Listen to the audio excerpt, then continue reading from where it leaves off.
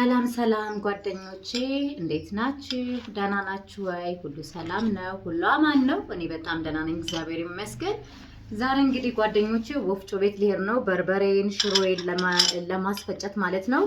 እና እንደምታዩት እንግዲህ ይሄንን የመሰለ ቆንጆ ቆሎ ገብስ ገዝቼ እኔ ያዘጋጀሁት ነው ማለት እንደምታዩት በጣም ነው የሚያምረው። እዩት። ይህንን እንግዲህ ዛሬ ቅመሞችን እጨምራለሁ ማለት ነው። የምጨምረውን ቅመም ለእናንተ አሳያችኋለሁ ጓደኞች። የመጀመሪያው እንደዚህ እንደምታዩት ተልባ ነው። ተልባውን እዚህ ጋር ረኩትኝ። እዚህ ጋር ደግሞ ድንብላል ነው። እዚህ ጋር ደግሞ ጨው ነው። እዚህ ጋር ደግሞ ትንሽዬ ኮረሪማ፣ እዚህ ጋር ደግሞ ነጭ አዝሙድ፣ እዚህ ጋር ደግሞ ቀረፋ፣ እዚህ ጋር ደግሞ እንደምታዩት ጦስኝ ነው።